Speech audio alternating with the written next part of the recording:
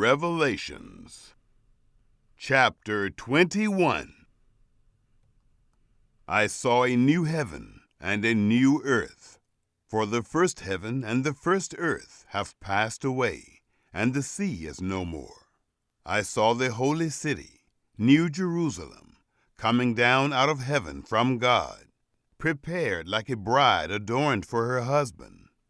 I heard a loud voice out of heaven, saying, Behold, God's dwelling is with people, and he will dwell with them, and they will be his people, and God himself will be with them as their God.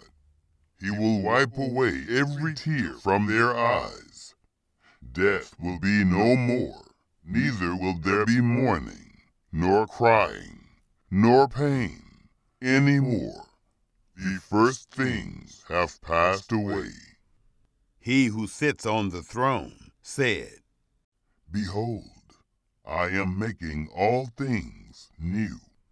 He said, Write, for these words of God are faithful and true. He said to me, I have become the Alpha and the Omega, the beginning and the end. I will give freely to him who is thirsty from the spring of the water of life. He who overcomes, I will give him these things. I will be his God, and he will be my son.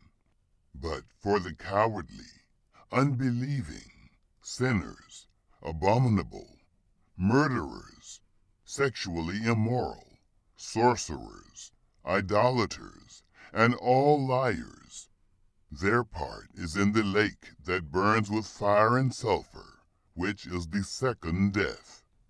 One of the 7 angels who had the 7 bowls, who were loaded with the 7 last plagues, came, and he spoke with me, saying, Come here, I will show you the wife, the Lamb's bride. He carried me away in the Spirit to a great and high mountain, and showed me the holy city, Jerusalem, coming down out of heaven from God, having the glory of God. Her light was like a most precious stone, as if it were a jasper stone, clear as crystal, having a great and high wall, having 12 gates, and at the gates 12 angels, and names written on them, which are the names of the 12 tribes of the children of Israel. On the east were 3 gates, and on the north 3 gates, and on the south 3 gates, and on the west 3 gates. The wall of the city had 12 foundations, and on them 12 names of the 12 apostles of the Lamb. He who spoke with me had for a measure a golden reed to measure the city, its gates, and its walls. The city is square, and its length is as great as its width.